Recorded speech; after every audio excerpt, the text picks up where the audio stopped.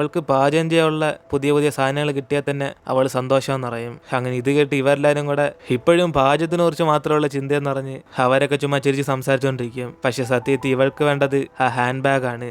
അതിനേശം അടുത്ത ദിവസമാണ് chief secretary രാജാവിനെ കാണാൻ വന്നിട്ട് അവൻ അവളുടെ ഹാൻഡ് ബാഗ് കണ്ടെത്തി കൊടുക്കും. അങ്ങനെ ഇതൊരു സ്പെഷ്യൽ ഗിഫ്റ്റായിട്ട് ചീഫ് കുക്കിന് ഇഷ്ടപ്പെടും എന്ന് പറയുമ്പം അവന് സന്തോഷത്തിൽ ഇതെല്ലാം മലയുടെ മുകളിൽ നിന്ന് അവൻ എടുത്തെറിഞ്ഞെന്ന് പറഞ്ഞ് അപ്പോൾ ഇത് കൊടുത്ത് അവൾ സന്തോഷിക്കുമെന്ന് അവന് ചീഫ് സെക്രട്ടറിക്ക് താങ്ക്സ് പറയും. ഇതേ സമയം ചൈനയിൽ നിന്ന് വന്ന വ്യക്തിക്ക് ഇവരുടെ ഫുഡൊന്നും ഇഷ്ടപ്പെടത്തില്ല. അതുകൊണ്ട് അയാളുടെ കൂടെ വന്ന 3 ചെഫിനെ ആയിരിക്കും അയാൾക്ക് ഇഷ്ടപ്പെട്ട രീതിയിൽ ഫുഡ് ഉണ്ടാക്കാൻ പറയുന്നത്. അങ്ങനെ അവരെല്ലാം ജിയോങ്ങിനെ പോലെ തന്നെ കുറെ ടാലന്റഡ് ആയിട്ടുള്ള ചെഫാണ്. പക്ഷെ ഇവർക്ക് അറിയാവുന്ന പാചകം മാത്രമല്ല, ഇവർക്ക് നല്ലോണം ഫൈറ്റ് ചെയ്യാൻ അറിയാം. അതുകൊണ്ട് കൂടെ ഒരു ബോഡി ഗാർഡിനെ പോലെ തന്നെ ആ വ്യക്തി ഇവിടെ വിളിച്ചോണ്ടെന്നേക്കുന്നത്. അതിനുശേഷം ജിയോങ്ങിനെ സർപ്രൈസ് ചെയ്യാൻ വേണ്ടി രാജാവ് അവളെ ഗാർഡനിലേക്ക് വിളിച്ചോണ്ട് പോകും. അപ്പോഴാണ് ഇത് കാണുന്ന അവളാണ് ഇവിടെ ഇങ്ങനെ ഒരു സ്ഥലം ഉണ്ടായിരുന്നു പറഞ്ഞ് അവളും മൊത്തം ഷോക്കായി പോകുമ്പം അവിടേക്ക് വരുന്ന രാജാവും ഇവൾക്കല്ലേ ഡിഫറന്റ് ആയിട്ട് പാചകം ചെയ്യാൻ താല്പര്യം നിറഞ്ഞ് അതിനുവേണ്ടി അവൻ ഈ സ്ഥലത്തേക്ക് വിളിച്ചോണ്ടെന്ന് പറയും. അങ്ങനെ അതിനർത്ഥം ഇവൾക്ക് ഇനി എപ്പം വേണമെങ്കിലും ഇങ്ങോട്ടേക്ക് വരാമെന്ന് പറയുമ്പം അവളാണ് മൊത്തം സന്തോഷത്തിലാവും. അതുകൊണ്ട് അവൾ ഓരോ ചെടി ഇങ്ങനെ നോക്കിക്കൊണ്ടുപോകുമ്പോഴാണ് ഇവൾ അവിടെ പച്ചമുളക് കരിക്കുന്നുണ്ട്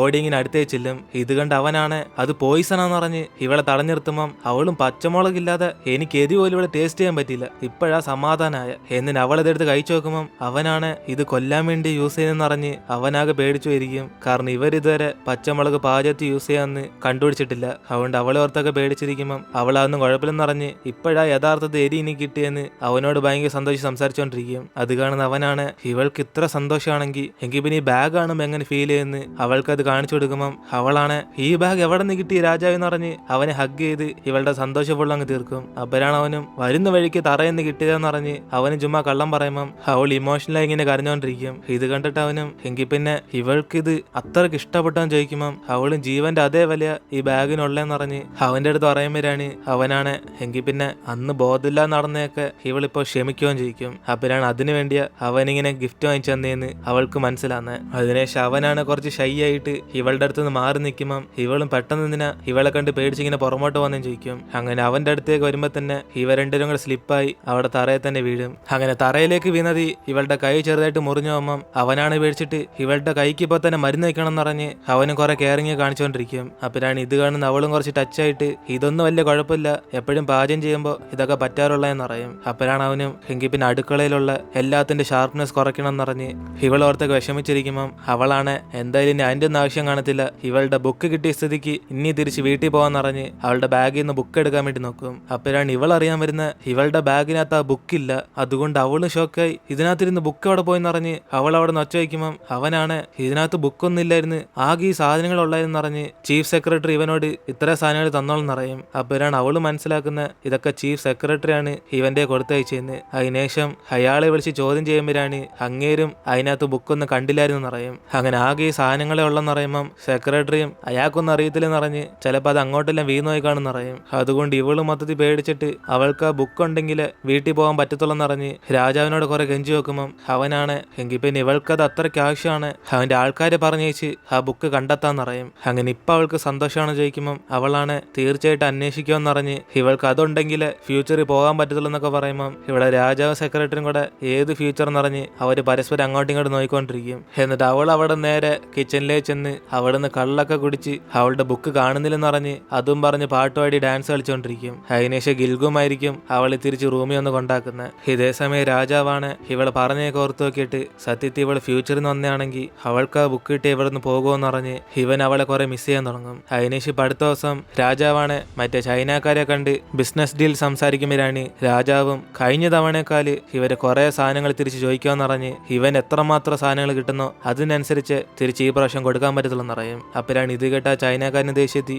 അതൊന്നും പറ്റത്തില്ലെന്ന് പറഞ്ഞ് ഇവരുടെ രാജാവിന്റെ തീരുമാനത്തിന് എതിർക്കാനായാൻ ചോദിക്കും. അങ്ങനെ ഇവർ തമ്മിൽ ഇങ്ങനെ തർക്കം പോകുമ്പോഴാണ് ഇവർ കഴിക്കാൻ വേണ്ടി സ്നാക്സുമായിട്ട് ജിയോങ് അവിടേക്ക് വരുന്നത്. അതിനുശേഷം ഇവരൊക്കെ കളർഫുൾ ആയിട്ടുള്ള സ്നാക്സ് ഉണ്ട് ഇതെന്തോ സാധനം എന്ന് പറഞ്ഞ് കഴിച്ചു നോക്കുമ്പോഴാണ് അവർക്കെല്ലാം അതൊത്തിരി ഇഷ്ടപ്പെടും. അങ്ങനെ അവരുടെ ജീവിതത്തിൽ ഇങ്ങനെ ഒരു സാധനം കഴിച്ചിട്ടേ ഇല്ലെന്ന് പറഞ്ഞ് എല്ലാവരും മൊത്തത്തിൽ അന്തം വിട്ട് നിൽക്കുമ്പം ഇതൊക്കെ കാണുന്ന രാജാവിന് ഭയങ്കര ഗമയൊക്കെയാ, കാരണം ഇവന്റെ ചീഫ് കുക്ക് ആയതുകൊണ്ട്. അതിനുശേഷം അവനത് ടേസ്റ്റ് ചെയ്ത് നോക്കിയിട്ട് അങ്ങ് സ്വർഗത്തിലേക്ക് പോകും. എന്നിട്ട് ഈ ഫുഡ് എങ്ങനെയുണ്ടെന്ന് അറിഞ്ഞ് ആ ചൈനക്കാരോട് ചോദിക്കുമ്പോഴാണ് അവരാണ് സത്യത്തിൽ ഒരു ടാലന്റ് ആയിട്ടുള്ള വ്യക്തി തന്നെയാന്ന് പറഞ്ഞ് ഇയാളുടെ 3 ചെഫായിട്ട് വേണ ഒരു മത്സരം നടത്തി നോക്കാന്ന് പറയും. അങ്ങനെ ആ ഒരു കോമ്പറ്റീഷൻ വെച്ച് തന്നെ നമുക്ക് ബിസിനസ് ഡീൽ നടത്താന്ന് പറയുമ്പം ഇതേക്കുന്ന രാജാവ് സന്തോഷത്തി ഇവളുള്ള ധൈര്യത്തി അവൻ തന്നെ വിജയിക്കുമെന്ന് വിചാരിച്ച് അവൻ അതിന് സമ്മതം കൊടുക്കാൻ റെഡി ആയിട്ടിരിക്കും. അപ്പോഴാണ് ഇത് മനസ്സിലാക്കുന്ന അവളാണ് വേണ്ട അളിയാന്ന് പറഞ്ഞ് അവിടെ തലയാട്ടി കാണിക്കുമ്പം ഈ രാജാവാണ് തെറ്റിദ്ധരിച്ച് ഇവൾ സമ്മതം പറയാന്ന് വിചാരിച്ച് അവൻ പെട്ടെന്ന് നോക്കി പറയും. അതോടെ അവള് ദേഷ്യത്തി അങ്ങനെയൊന്നും വേണ്ടെന്ന് പറഞ്ഞ് വീണ്ടും കയ്യൊക്കെ എടുത്ത് ഇങ്ങനെ കാണിച്ചുകൊണ്ടിരിക്കുമ്പം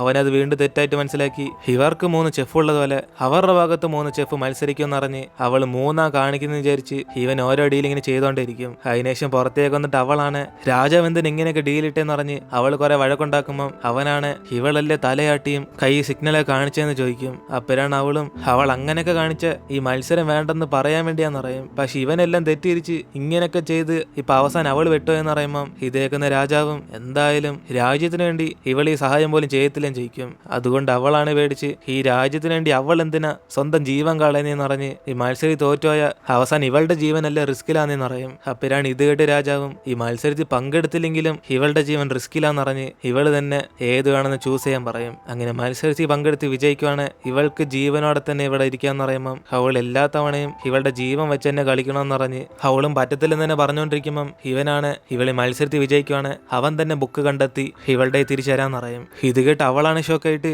അത് മുമ്പേ കണ്ടെത്തി തരാന്ന് പറഞ്ഞില്ലേന്ന് ഇവള് ചോദിക്കുമ്പം അവനാണ് കണ്ടെത്താന്ന് മാത്രം പറഞ്ഞുള്ളു അല്ലാതെ ഇവളുടെ തരുമെന്ന് അവൻ പറഞ്ഞിട്ടില്ലെന്ന് പറയും. അതുകൊണ്ട് ഈ മത്സരത്തിൽ വിജയിച്ചാൽ മാത്രമേ അവൻ കണ്ടെത്തി തരത്തുള്ളെന്ന് പറഞ്ഞ് അവസാനം ഇവളുടെ അടുത്ത് ഡീൽ ചെയ്യും. ഇതേ സമയം മുറിയിലേക്ക് വന്നിട്ട് മൊക്ചുവും പ്രിൻസ് ജീസാനും കൂടെ അവളുണ്ടാക്കിയ സ്നാക്സ് അയച്ചു നോക്കുമ്പോഴാണ് ഇവർക്കത് ഒത്തിരി ഇഷ്ടപ്പെടും. അങ്ങനെ അതുകൊണ്ട് അവരും ഇതെന്തൊരു ടേസ്റ്റ് എന്ന് പറഞ്ഞ് ഭയങ്കര സുഖിച്ചായി കഴിക്കുമ്പം പെട്ടെന്ന് മൊക്ചു അസൂയപ്പെട്ടിട്ട് ഇതിനകത്ത് ഫുള്ളും പഞ്ചസാര മാത്രമേ ഉള്ളെന്ന് പറഞ്ഞ് അവൾക്കല്ലാതെ വേറെ ഒന്നും ഫീൽ ചെയ്തില്ലെന്ന് പറയും. അപ്പോഴാണ് ഇത് കേട്ട് അങ്ങേരും ചുമ്മാ അസൂയ കാരണം കള്ളം പറയണ്ട, ഇതൊരു അടിപൊളി ഫുഡ്, അവൾക്ക് പാചകം ചെയ്യാൻ നല്ല കഴിവുണ്ട്, പക്ഷെ ഈ ചാൻസ് യൂസ് ചെയ്ത് തന്നെ നമുക്ക് രാജാവിനെ മൊത്തത്തിൽ വീഴ്ത്താം എന്ന് ഇവർ രണ്ടുപേരും കൂടെ ഒരു പ്ലാൻ ചെയ്യും. കാരണം നടക്കാൻ പോകുന്ന ആ കോമ്പറ്റീഷന് രാജാവ് തോറ്റുപോകാണ്. പിന്നെ ഇവർക്കൊക്കെ ഈ ചാൻസ് മുതലെടുത്ത് തന്നെ രാജാവിന് ഈ രാജ്യം നോക്കാൻ കഴിവില്ലെന്നറിഞ്ഞ് അവൻ ആ സ്ഥാനത്ത് നിന്ന് മാറ്റിയിട്ട് പിന്നെ അവന്റെ അങ്കിളായിട്ടുള്ള പ്രിൻസ് ജീസാൻ രാജാവാകാൻ വേണ്ടി നോക്കുക.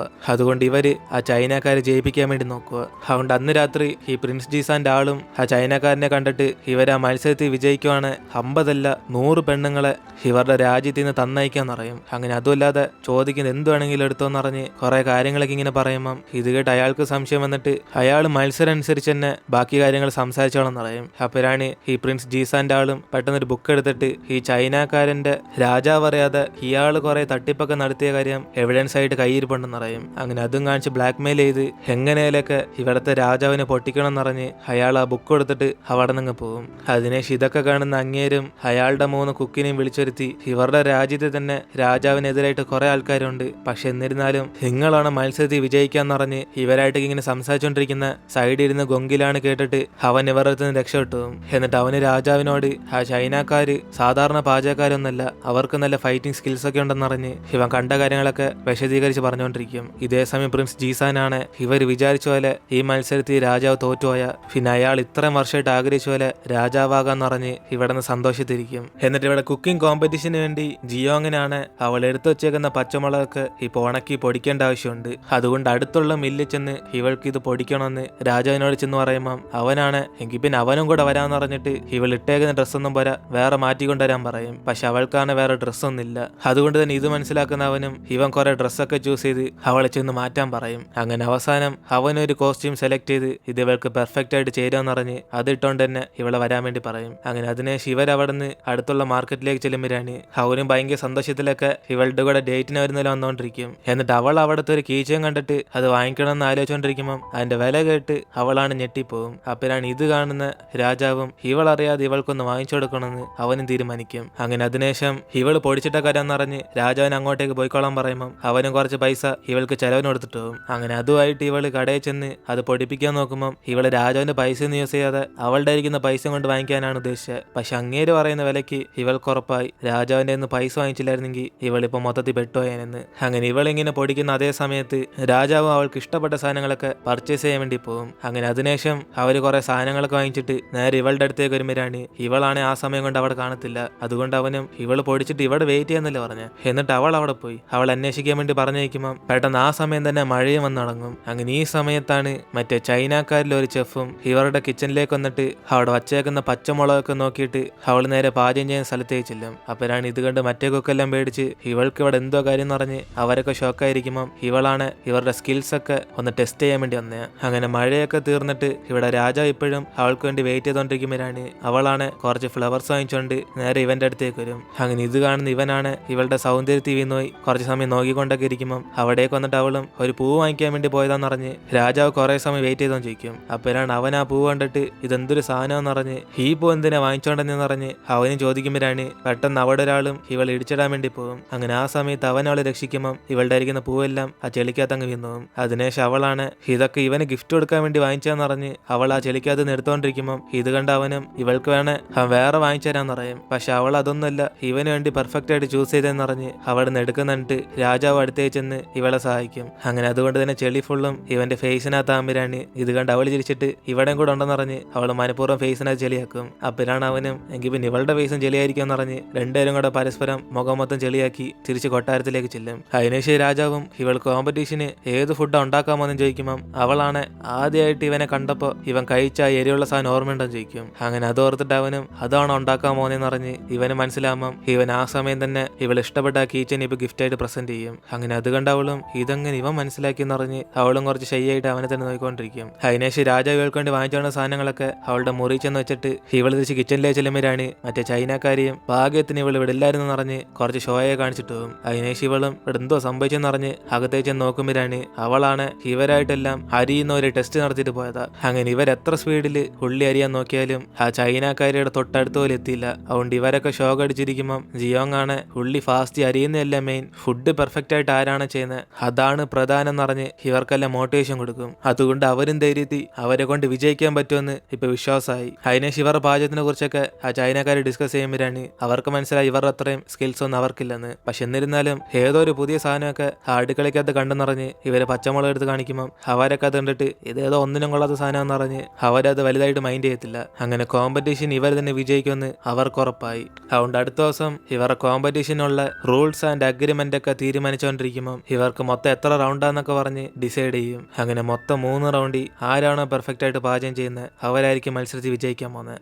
എന്നിട്ട് അവസാനത്തെ റൗണ്ടിലും ഒരു സൂപ്പ് ഉണ്ടാക്കണമെന്ന് രാജാവ് പറയുമ്പോഴാണ് ഇത് കേട്ട് മറ്റേ വ്യക്തിയും എങ്കിൽ പിന്നെ മത്സരത്തിനെ കുറിച്ച് സംസാരിച്ചെങ്കിൽ ഇവർ തമ്മിലുള്ള ഡീലിനെ കുറിച്ച് സംസാരിക്കാൻ പറയും. അങ്ങനെ ഇതിനു മുമ്പ് 50 പെണ്ണുങ്ങളെ ചോദിച്ച ഇവര് ഇപ്പൊ 100 പെണ്ണുങ്ങളെ ചോദിച്ചിട്ടും അതിന്റെ കൂടെ തന്നെ കുറെ കാര്യങ്ങൾ ഇങ്ങനെ എടുത്തു വയ്ക്കും. അപ്പോഴാണ് ഇത് കേട്ട് രാജാവാണ് ഇവർ ഇത്രയ്ക്കും ചോദിക്കുവാണ് എങ്കിൽ പിന്നെ അതിനു പകരം ഇവരുടെ രാജ്യം മത്സരത്തിൽ വിജയിക്കുവാണ്. തിരിച്ച് ഇവർ ചോദിക്കുമ്പോഴൊക്കെ ആവശ്യത്തിന് ഷുഗർ കെയിനും വേറെ കുറെ പാചകത്തിനുള്ള മാവെല്ലാം കൂടെ വേണമെന്ന് പറയുമ്പം ഇതേക്കുന്ന അവരെല്ലാം ദേഷ്യത്തി ചോദിക്കുന്ന അത്രയും തരുവാണ് എങ്കിൽ പിന്നെ സ്വന്തം രാജ്യം തന്നെ വിൽക്കുന്ന പോലെ അവർക്ക് തോന്നുമെന്ന് പറയും. അപ്പോഴാണ് ഇതേക്കുന്ന രാജാവും അങ്ങനെയാണ് ഇപ്പൊ തന്നെ ഇവര് മത്സരത്തിൽ തോക്കുമെന്ന് അവര് പേടിച്ചോയെന്ന് ചോദിക്കുമ്പം അയാളും പേടിയൊന്നുമില്ല അവർ തന്നെ മത്സരത്തിൽ വിജയിക്കുമെന്ന് പറഞ്ഞ് രാജാവ് പറഞ്ഞത് ഇപ്പൊ സമ്മതിക്കും. അതിനുശേഷം തന്നേക്കുന്ന റൗണ്ട് അനുസരിച്ച് ഏതൊക്കെ ഡിഷാണ് ചൂസ് ചെയ്യേണ്ടതെന്ന് കുക്ക് ചെയ്യുന്ന എല്ലാവർക്കും 3 ദിവസം സമയം തരാന്ന് രാജാവ് പറയുമ്പം അവളാണ് 3 പോരാ 5 ആണെന്ന് സിഗ്നൽ കാണിക്കും. അപ്പോഴാണ് ഇത് മനസ്സിലാക്കുന്നവനും 5 ദിവസം സമയം തരാന്ന് പറഞ്ഞ് അവള് പറയുന്നതനുസരിച്ച് അവസാനം തീരുമാനിക്കും.